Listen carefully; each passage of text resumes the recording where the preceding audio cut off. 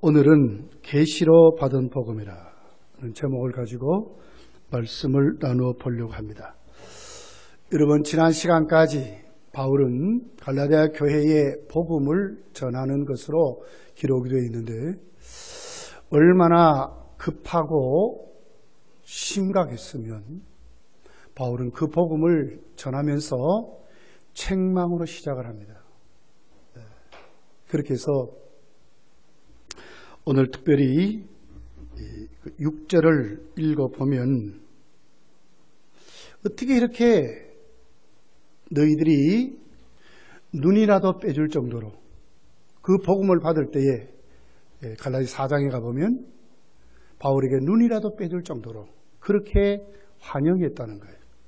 근데 어떻게 이렇게 급속하게 어떻게 이렇게 쉽게 다른 복음을 받아들이시느냐. 바울은 그렇게 책망하면서 무섭게 말씀을 대하는 것으로 기록이 되어 있습니다. 7절, 8절을 보면 다른 복음은 없다. 어떤 사람이라도 너희에게 다른 복음을 전하면 하늘에부터 온 천사라 할지라도 저주를 받게 된다. 아주 무섭고 단호하게 복음에는 절대로 타협이 없는 아주 조금 더 여유를 주지 않아요. 복음에는. 그렇게 해서 참된 복음만이 그들에게 그 복음이 뭐라고요? 은혜의 복음. 하나님 우리에게 은혜로 주셨다는 거예요. 어떤 자격이나 조건을 보시지 않고 왜 이것이 은혜인가? 왜 이렇게 바울이 감격스러워할까? 왜 이렇게 아주 빈틈없이 복음만을 전하려고 했을까? 세상과 전혀 다른 진리이기 때문에 그렇습니다. 여러분, 세상의 모든 진리 이론은 거기에 조건이 붙어요. 자격이 붙어요. 자기들과 같아져야 돼요. 근데 복음만은 그렇지 않습니다. 어떤 자격이나 어떤 조건이나 전혀 아무것도 보이지 않고 하나님이 은혜로 값없이 주시는 호의로 남녀, 노소, 빈부, 귀천, 혈통 따지지 아니하고 하나님이 그들에게 주시는 은혜의 복음이라는 거예요. 이것 말고 다른 것을 전한다면 하늘의 천사라도 개발을 할지라도 저주를 받는다 이렇게 말합니다. 여러분 믿습니까? 네, 그렇습니다. 어떻게 이렇게 단호하게 조금 더 여유 없이 이렇게 할까? 자, 오늘 11절 12절을 읽어볼게요. 같이 읽습니다. 시작. 형제들아, 내가 너희에게 알게 하노니 내가 전한 복음은 사람의 뜻으로 따라 된 것이 아니요 이는 내가 사람에게서 받은 것도 아니요 배운 것도 아니요 오직 예수 그리스도의 계시로. 왜 이렇게 단호합니까? 왜 이렇게 저주라는 말까지 써가면서 하늘의 천사라 할지라도 다른 복음을 전하면 저주받는다고 말합니까? 하나님의 무서운 진노를 받는다고 말합니까? 반드시 지옥 간다는 거예요. 왜 그래요? 복음은 두 개가 아닌 하나밖에 없어요. 어떻게 주어지죠? 하나님께로부터 오기 때문에 이것이 뭐라고요? 계시. 어떤 사도든지 어떤 시대이든지 어떤 장소이든지 어떤 사람들이진 간에 복음은 하나밖에 없다는 거예요. 왜? 하나님만이 주시니까. 여러분, 하나님이 두세 분입니까? 하나님의 진리가 달라집니까? 하나님이 요랬다가 저랬다가 말합니까? 아니죠. 하나님은 변개치 아니하시고 하나님이 말씀하신 그대로 이루어지는 조금도 다른 것이 없는 1.1핵도 틀림이 없는 하나님이 그들에게 주신 것이기 때문에 똑같다는 거예요.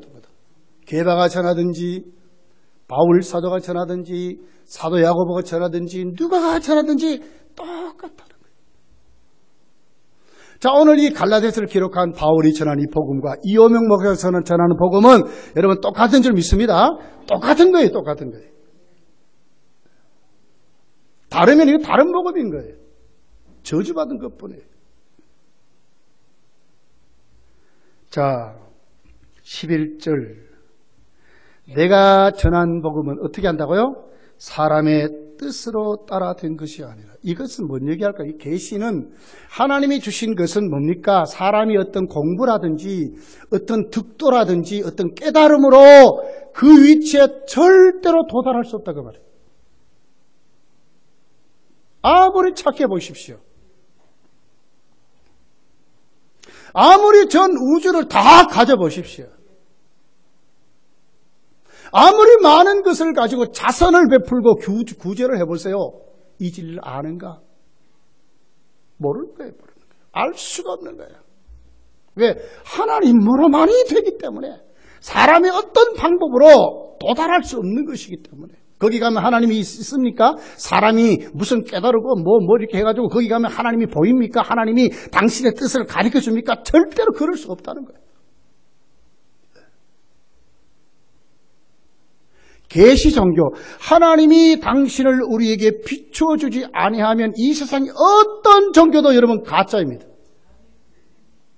기독교 예외는 가짜예요. 왜 우리가 고집스럽게 여러분 오직 길은 하나, 길이요 진리요 생명은 예수님밖에 없다고 말합니까? 종교다운주의가 아니라고 우리가 말할 수 있는 이유가 뭡니까? 하나님이 주시는 것은 하나이기 때문에 그래요. 이것밖에 없기 때문에 그래요. 자, 12절을 볼게요. 같이 읽어보겠습니다. 시작. 이는 내가 사람에게서 받은 것도 아니요 배운 것도 아니요 오직 예수 그리스도의 계시로. 계시가 뭐죠? 하나님이 당신의 뜻을 가르쳐 주려고 풀어서 눈을 열고 감동시켜서 기록한 하나님의 말씀이 계십니다. 하나님 이런 분이다. 구원은 이렇게 한다. 오늘 하나님은 이걸 원하신다. 천국은 이런 곳이다. 하나님의 섭리는 이렇다. 하나님은 오늘 우리를 이런 방법으로 천국 가게 하신다 하는 것이 계시지요. 그러면 여러분 우리에게 주어진 계시는 뭡니까? 성경 66권 하나님의 말씀밖에 지금 없어요. 그렇다면 여기서 말하는 계시는 어떤 계시죠? 성경을 기록할 수 있는 영감을 계시라고 하는 거예요. 하나님의 종들, 사도들을 시켜가지고 성경을 기록할 때에 계시를 비추어줬어요. 1.1핵도 오류 없이 모든 성경은 하나님의 감동으로 기록되도록 베드로전서 2장의 모든 예언은 사사로이 풀 것이 아닌데 왜? 하나님으로 말미암아 주어졌기 때문에. 이 계시예요, 계시. 국어사전 펴놓고 아무리 성경 읽으면서 풀어보시 풀리는가? 안 풀려요. 믿어지나요? 안 믿어져요. 윤리적이고 도덕적이고 착해지는 것은 알 수 있는지 모르겠어요. 모든 무릎이 예수의 이름에 배 꿇게 하시고 모든 입술이 예수 그리스도를 주라 시인하는 일, 국어사전 가지고 풀어지나요? 팔공산 올라가서 수십 년을 목탁을 두드려 보시 깨닫게 되는가? 절대로 깨달을 수 없어요. 하나님은 당신의 종들을 시켜서 쉽게 말하면 성경을 기록하도록 성경 기자들에게 빛을 비추어서 영감시켜서 하나님의 말씀을 기록했다고 하는 거예요. 이 계시가 누구에게 임했어요? 베드로에게, 사도들에게 임한 그 계시가 오늘 바울에게도 임했다고 말이에요. 자기가 노력해서 깨달은 게 아니래. 자기는 뭐만 했어요? 교회를 핍박하고 하나님을 대적하고 성도를 잡아 죽였던 살인자일 뿐이었죠. 그런데 주님이 찾아오셔서 자기에게 눈을 열게 하시고 빛을 비추어서 오늘 그가 이 복음을 전하게 됐다는 거예요. 그것이 어떤 복음이라고요? 은혜의 복음. 어떤 자격이나 조건 따지지 않으시고 아들까지 주신 그 사랑으로 하나님 오늘 또 우리로 하여금 예수님을 믿게 하시는 이 복음, 다른 이름으로 구원을 주실 만한 이름을 주신 적이 없으니 오직 예수 그리스도만이 우리를 위해서 십자가에 죽으시고 다시 살아나셔서 산 자와 죽은 자의 주가 되려 하심이니라. 우리 인생의 왕으로, 우리 인생의 주인으로 예수께서 다시 살아나심을 믿게 하도록, 이게 복음이에요. 이렇게 되도록. 이 이외에는 다 다른 복음이라는 거예요.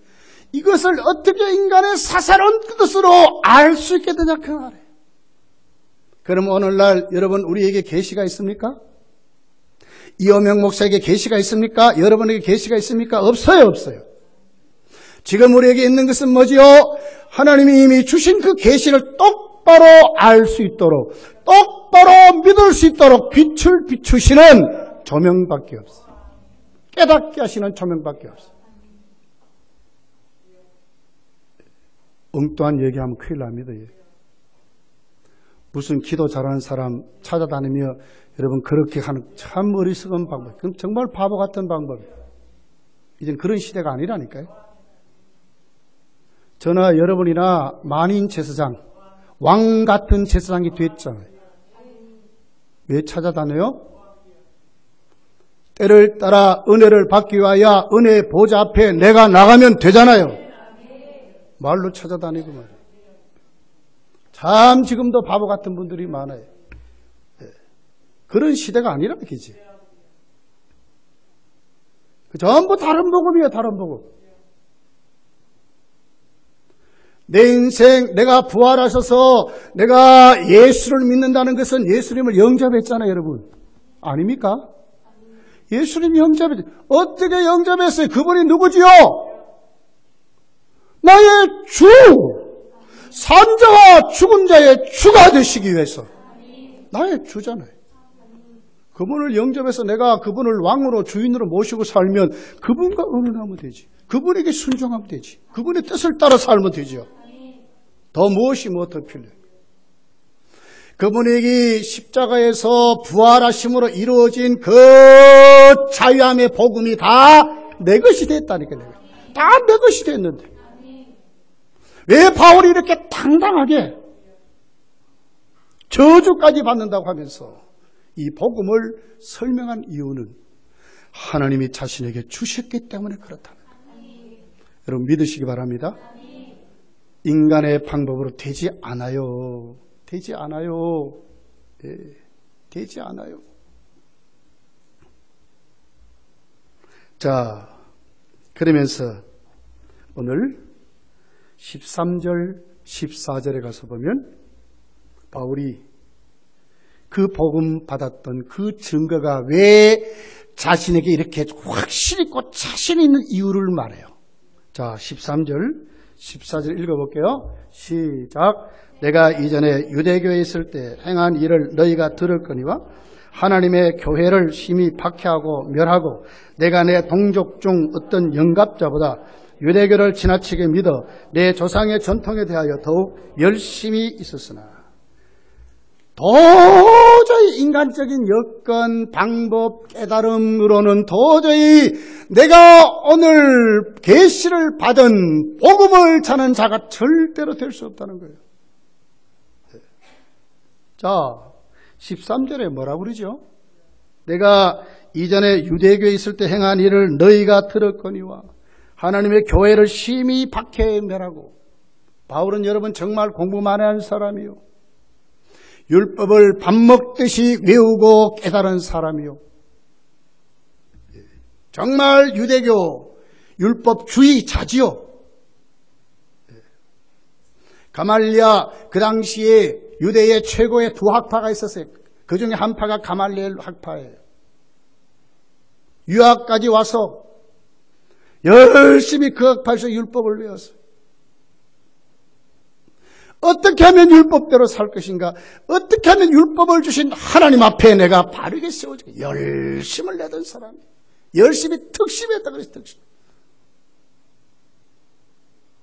왜 교회를 핍박하고 성도들을 잡아 죽이고 왜 그랬습니까? 이렇게 하는 것이 하나님께 잘하는 줄 알았어요. 스데반을 돌로 쳐 죽일 때에 마땅하도다 그랬어요. 사도행전 27장 마땅하도다 그랬어요. 그때 자기가 그랬다는 거예요. 그런 자라는 거예요. 마땅히 돌에 맞아 죽어야 된다는 거예요. 사람을 돌로 쳐 죽이면 여러분 살인자 아닙니까? 그것을 마땅하다고 생각했다는 거예요. 이슬람 교도 같은 사람이었어요. 이런 자가 어떻게 주를 위해서 지금 다른 복음을 허용하지 아니하고 이 은혜의 복음을 이렇게 전하는 자가 될 수 있느냐 그 말이죠. 예수는 하나님 앞에 저주를 받았어. 여러분 민수기서 21장에 있는 그대로 나무에 달린 자마다 하나님께 저주를 받았다고 그랬잖아요. 바울은 그대로 믿었어요. 예수가 왜 십자가의 나무에 달려 죽었는가? 하나님과 이스라엘 유대인들, 하나님의 이스라엘 백성들에게 버림받아 십자가에 저주받아 죽었다고만 생각한 거예요. 이런 거가 어떻게 이런 복음을 전할 수 있는 사람이 되냐 그 말이죠.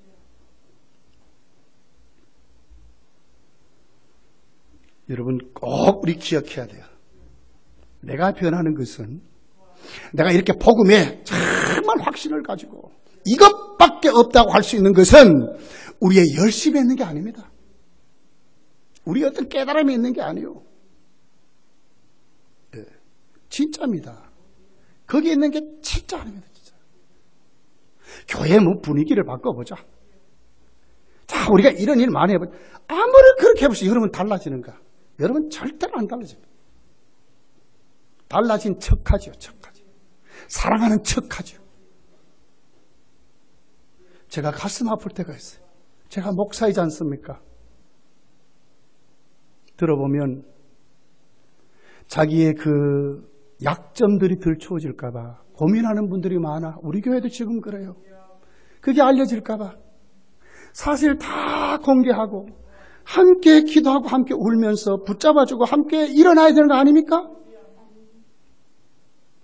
그런데 얘기를 못해. 안 그런 척 하는데도 은연중에 왕따를 시키고 그렇단 말이에요. 여러분 이런 교회 분위기, 이런 우리의 신앙 방법이 어떤 행함으로 내가 많은 것을 어떻게 하면서 하는 그것은 결론이 뭡니까? 자꾸 교만해져 우리가. 이웃을 정죄하고 비판하고 항상 나보다도 못하다고 생각하는 것밖에 안 생겨요. 네. 이것으로 절대로 우리가 달라지는 게 아닙니다. 절대로 변화되는 게 아닙니다. 바울이 내가 왜 이렇게 변화됐는가? 내가 왜 이렇게 복음을 위해서 이렇게까지 아주 강하게 어떻게 이렇게 할 수 있냐 그 말이죠. 이것이 사람의 뜻으로 되지 아니하고 하나님으로부터 나에게 주어졌다는 거예요. 이것이 바울의 답이었습니다. 자, 16절을 한번 가보겠습니다. 16절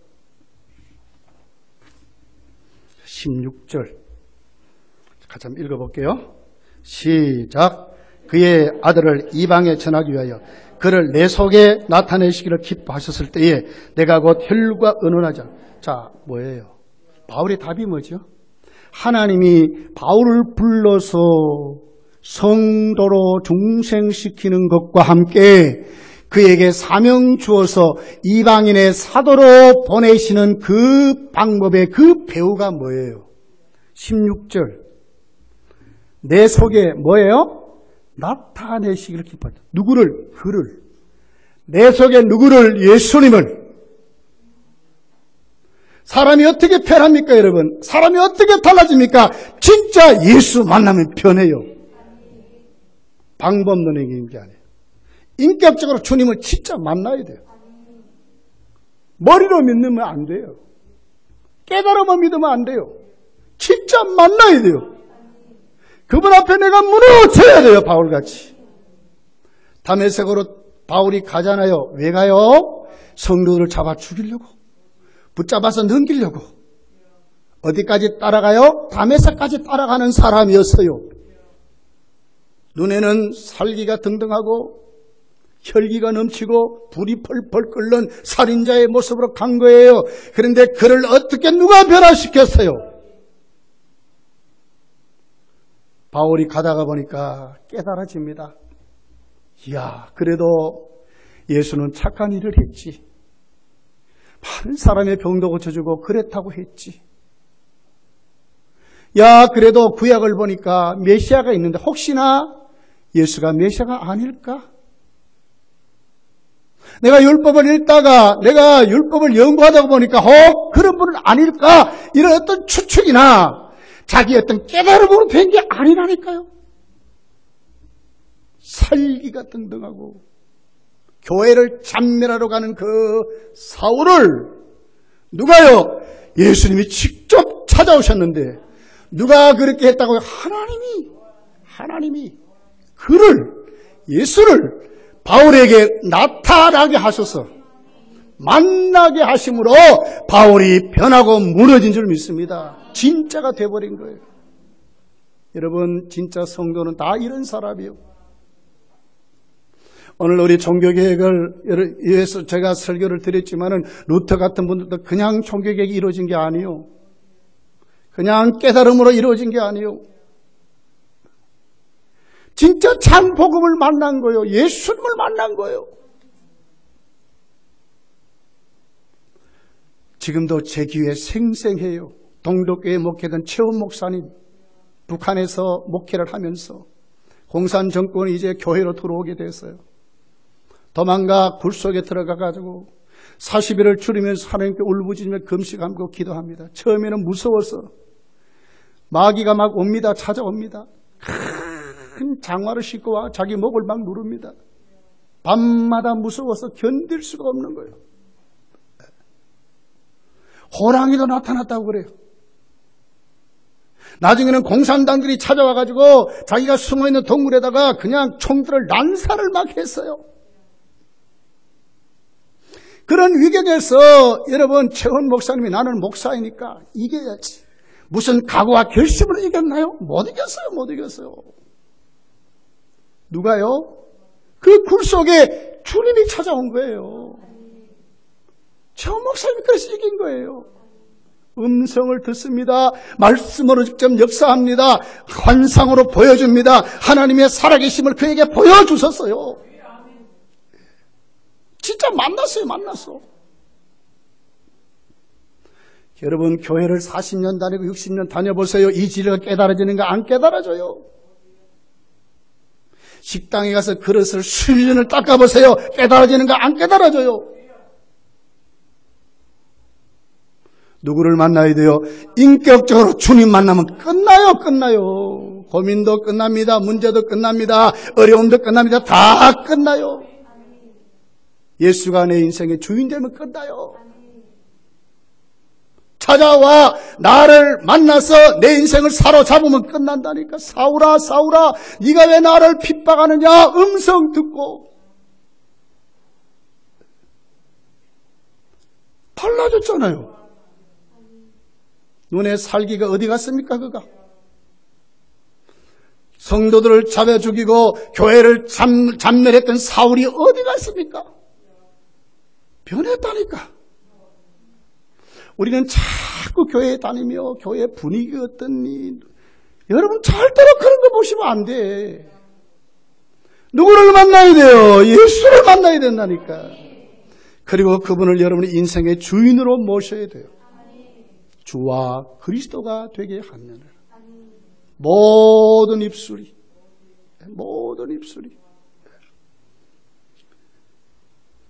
오늘 바울에게 이 같은 말씀이 주어지니까 바울이 깨어지고 벗어지고 진짜 복음을 만난 거예요.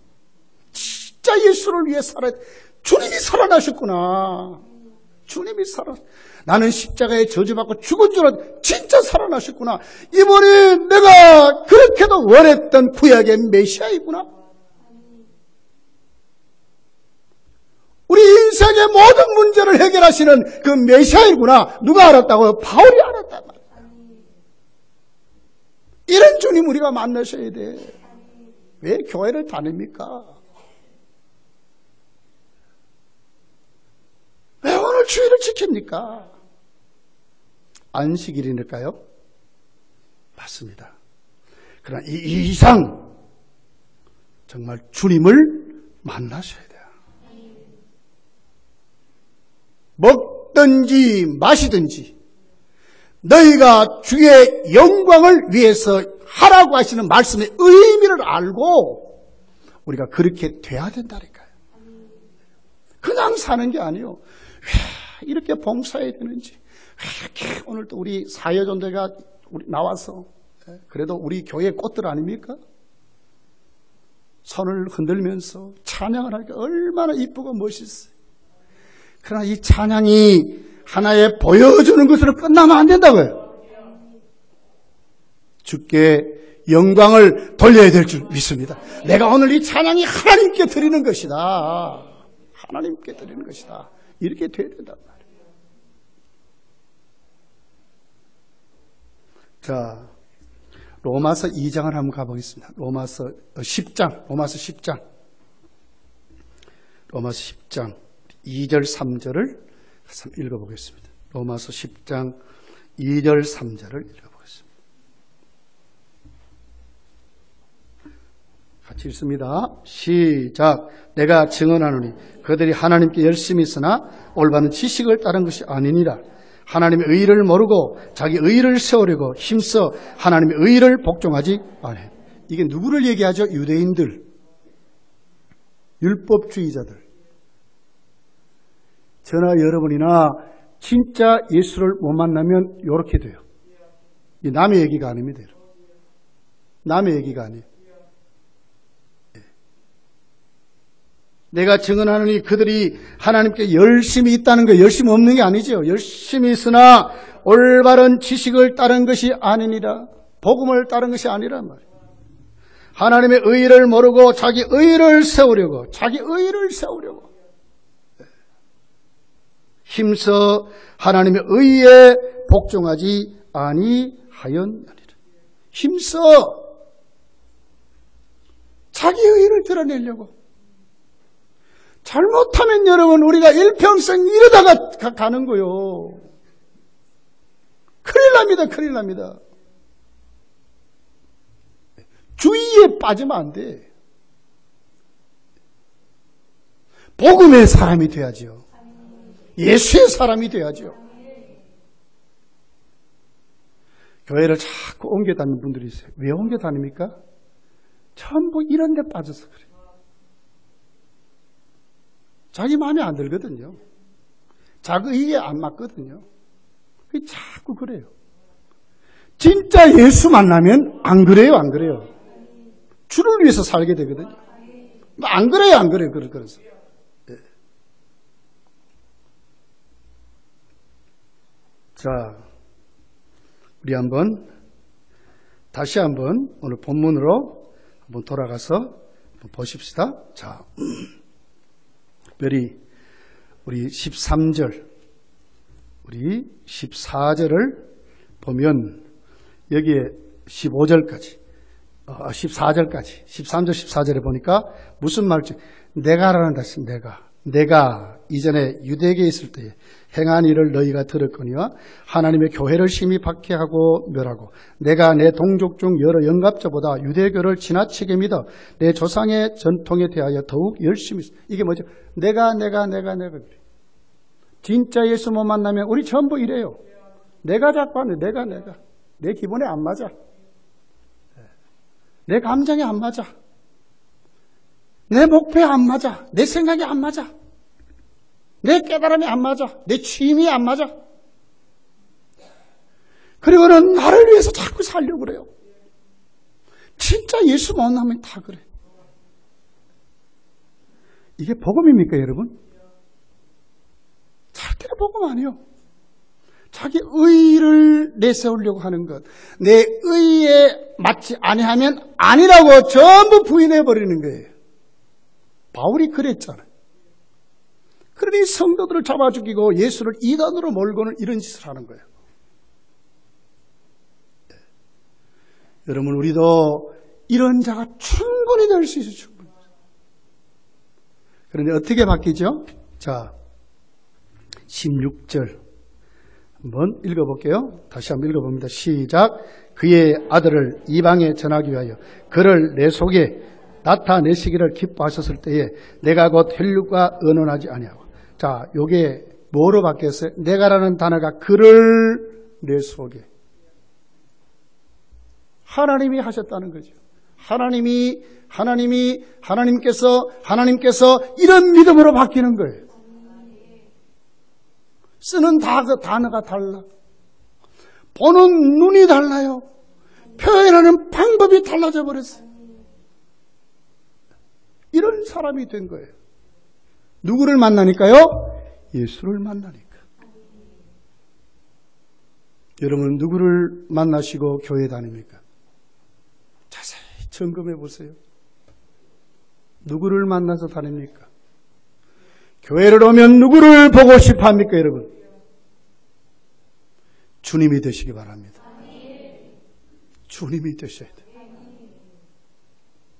날 위하여 멸시천대, 살찌져 빚져져 다 주시는데 어디까지 주셨나요? 빌립보서 2장에 보라고요. 지극히 낮아지셨어요. 지극히 그렇게 됐어요. 이 주님 만나면 여러분은 이런 주님 안 보이게 되겠습니까? 마가는 이런 주님, 어떤 주님으로 봤죠? 종으로 봤어요.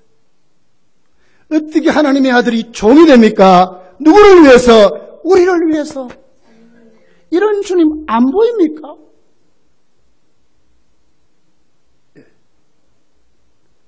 바울이 만난 주님은 이런 주님이셨어요. 자기 생명을 주신 그런 주님이셨어요. 그러니 어떻게 돼요? 가치관이 바뀌고 인생이 바뀌잖아요. 여러분은 사람을 볼 때에, 여러분의 자신을 볼 때 어떤 눈으로 평가하고 믿고 함께 합니까? 예수님 만나니까 바울은 자기에게서 하나님께로 가치관이 옮겨지고 중심이 바뀌어져 버리고 삶의 방향이 바뀌어져 버렸어요. 그분을 위해서. 눈이 열렸습니다. 어떻게 열렸습니까? 자, 15절을 보겠습니다. 15절 같이 읽습니다. 시작. 그러나 내 어머니의 태로부터 나를 택정하시고 그의 은혜로 나를 부르신 이가. 그렇습니다. 이 주님을 만난 거예요. 사람을 볼 때 여러분 어떤 시선으로 보지요? 그 사람의 신분을 봅니까? 그 사람이 가지고 있는 물질을 봅니까? 그 사람의 학문을 봅니까? 그 사람의 외모를 봅니까? 그 사람의 눈이는 환경을 봅니까? 그분의 자질을 봅니까? 아니에요. 바울은 눈이 열립니다. 어떻게 눈이 열렸습니까? 먼저 자기를 보게 됩니다. 오늘 내가 다메섹에서 예수를 만난 그 예수님은 하나님이 나를 어떻게 여기까지 왔는지 여기 보니까 눈이 열리고 보니까 이렇게 된 것이 오늘에 이루어진 것이 아니라는 거예요. 어머니의 태로부터. 이 예정론을 지금 말하는 거예요.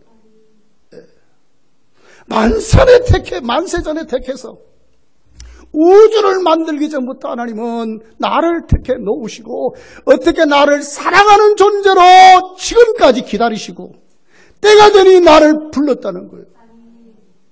하나님의 계획이 있는 사람, 하나님이 지금까지 기다리시고 인내하시고 만들어 사랑하시고 조성하시고 다 그랬다가 오늘 딱 하나님의 사람으로 딱 세워놓는 그 하나님의 멋있는 작품으로 세워진 그 사람. 바울은 이런 눈으로 보는 거예요. 성도를 바르게 평가할 줄 알아야 됩니다. 예수님이 찾아 만난 사람들, 여러분 바리새인들, 제사장들, 서기관들, 헤롯 당원들 만났습니까? 아니에요. 왜 예수님은 소경들, 귀신 든 자들, 안전뱅이들, 문둥병자들, 이런 장애자들, 고아와 과부, 이런 사람 왜 만났습니까? 그 사람의 외모적인 가지고 있는 가치를 그런 눈으로 보지 아니하고 하나님이 사랑하시는 사랑의 눈으로 하나님의 섭리가 있는 하나님 지금까지 만들어 놓은 하나님의 거룩한 작품으로 생명의 기준으로 봤다는 거예요. 이런 눈이 우리에게 다 있어야 돼요, 여러분. 우리 이웃을 볼 때 이런 눈으로 보셔야 돼요. 아이 하나라도 우리가 이런 눈으로 보셔야 돼요.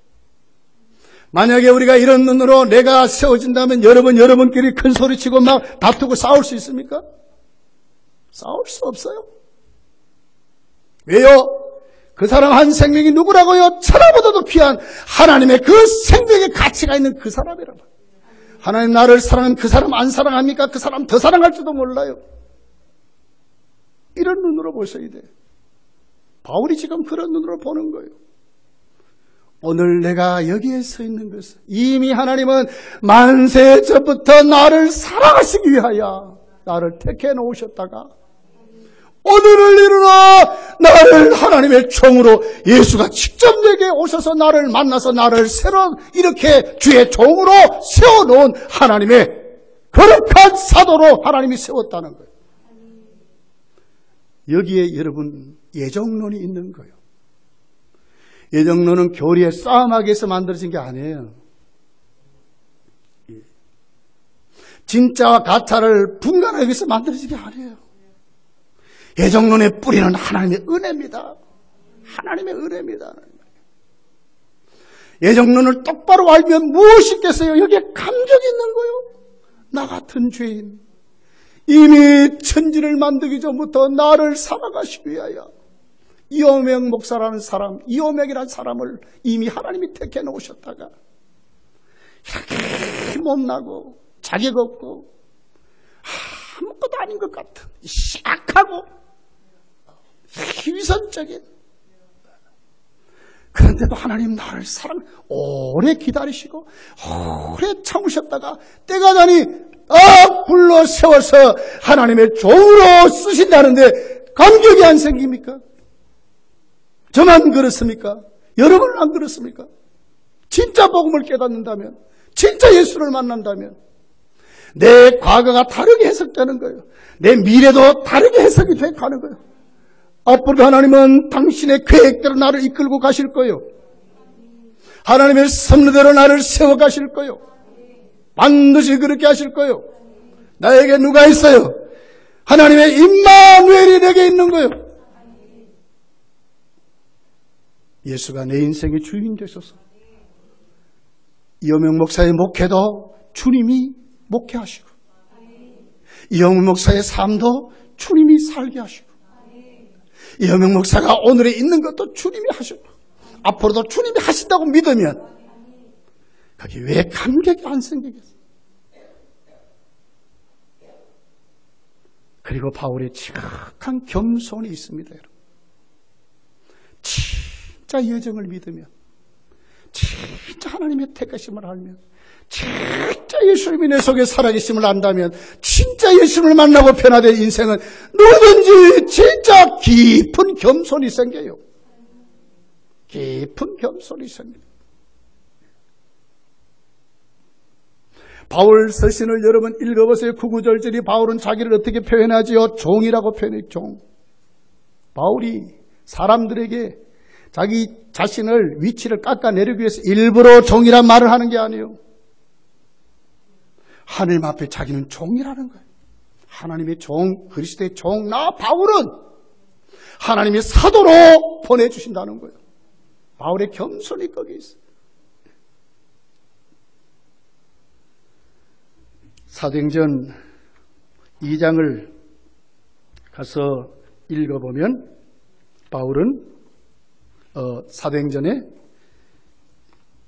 모든 성도를 요엘서부터 시작해서 표현을 어떻게 하느냐면 이렇게 말해요. 사도행전 2장 18절 그때에 내가 내 영을 내 남종과 여종들에게 부어준다 그랬어요. 남종과 여종들에게 부어준다 그랬어요. 이 겸손을 말하는 거예요. 성령을 부어주시는데 성령이 임하시는데 성령이 우리 가운데 역사하는데 어떤 사람들에게 그 대상이 남종과 여종이라 그랬다니까요. 사도행전 4장 25절에 보면 또 주의 종 우리 조상 다윗의 입을 통하여 다윗도 뭐랬냐 주의 종으로 그렇게 표현했어요. 로마서 1장 1절 예수 그리스도의 종 바울은 고린도전서 9장 19절 내가 모든 사람에게서 자유로우나 스스로 모든 사람에게 종이 된 것은 아주 기뻐했어. 갈라디아서 1장 10절 이제 내가 그리스도 사람들에게 좋게 하려 하나님께 좋게 하라 사람들에게 기쁨을 구하려 내가 지금까지 사람들의 기쁨을 구하였다면 그리스도의 종이 아니리라. 자기는 지금 그리스도의 종이라고 그렇게 말하는 거예요. 빌립보서 1장 1절 그리스도 예수의 종 바울과 디모데는 이렇게 말했어요. 바울만이나 디모데도 그리스도 예수의 종이라고 그렇게 표현했어요. 골로새서 1장 7절 이와 같이 우리와 함께 종된 사랑하는 에바브로도 종이라고 그렇게 표현했어요. 뭐 이런 말할 수 없어요. 신약 성경에. 이런 겸손을 이런 말할 수 없도록 표현되어 있어요. 야고보도 그랬어요. 야고보 1장 1절 하나님과 주 예수 그리스도의 종 야고보가 누구죠? 예수의 진짜 친동생을 말하잖아요. 친동생 야고보가 자신을 예수의 동생이라 말하지 아니하고 종이라고 그렇게 표현했어요. 진짜 주님 만나니까 사람이 달라졌어요. 예정을 깨달으니까 하나님이 얼마나 여기를 사랑하시고 얼마나 지금까지 사랑을 부어주시는 걸 깨달으니까 종이라고 표현했어요. 지극한 겸손을 말하는 거예요.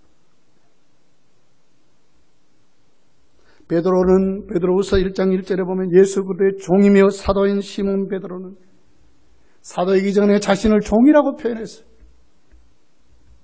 유다서 예수님의 동생이지요. 친동생을 말해요. 유다서 1장 1절 예수 그리스도의 종이요 야곱의 형제인 유다는 자신을 예수님의 형제라 말하지 않고 그도 예수님의 종이라고 그렇게 말을 했어요. 밤모섬에 요한계시록에 썼던 사도 요한은 어떻게 표현하죠? 요한계시록 1장 1절 예수 그리스도의 계시라 이는 하나님이 그에게 주사 반드시 속히 일어날 일들을 그 종들에게 보이시려고 하나님이 그 계시를 누구에게? 그 종들에게 보이시려고 그렇게 말했어요. 요한계시록 7장 3절 이르되 우리가 우리 하나님의 종들의 이마에 인치기까지 누구에게 인친다고요? 종들에게 인치기까지. 입 맞는 사람 누구라고요? 종들에게 인치기까지. 요한계시록 22장 3절 다시 저주가 없으며 하나님과 그 어린 양의 보좌가 그 가운데 있으리니 그의 종들이 그를 섬기며 그랬어요. 지각한 겸손을 말하는 거예요. 여러분 진짜 예수 만나서 진짜 예수 그리스도를 주인으로 모시고 여러분에게 정말 감격할 수 없는 그 하나님의 사랑을 깨닫고 여러분이 감격하는 사람이 되시고 지극히 겸손한 믿음의 사람들이 되시기를 예수님 축복합니다. 요한계시록 22장 6절입니다.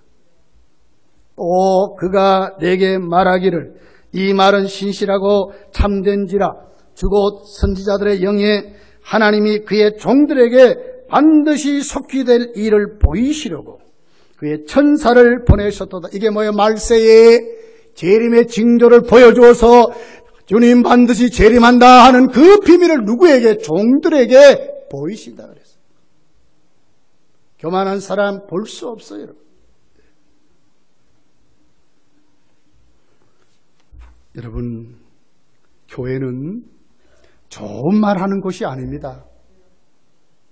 누구를 세워주고 칭찬해주고 그런 정도의 상담하는 곳이 아닙니다.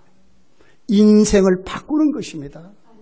저주받고 멸망받는 좌절과 절망 가운데 세상 영광만 바라보고 사는 노새 젊어서 노새 늙어지면 못난해 간 이런 불쌍한 죄인들에게 예수 만나게 해서 예수님이 그 삶의 주인이 되시고 그 인생의 주인 되어서 전국을 주시려고 교회가 있는 것입니다.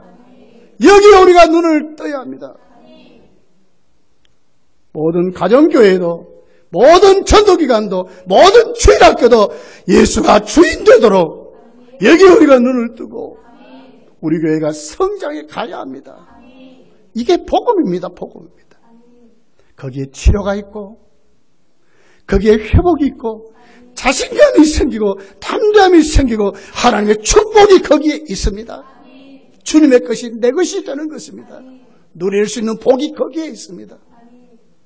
마지막 때 여러분, 마귀는 우리로 하여금 열등의식을 갖다주고 좌절과 절망을 갖다주고 세상의 숱한 이론을 갖추어서 예수 못 보게 하는데 거기에 빠지지 마시고 주님 만나서 내 속에 하나님께서 그리스도를 나타내신 것 같이 여러분 속에 하나님께서 예수 그를 나타나게 하셔서 그분을 만나는 체험 속에 정말 여러분이 새롭게 되어서 감격을 회복하시고 겸손을 회복하시고 진리의 복음의 사람이 되시기를 예수 축복합니다. 기도하겠습니다.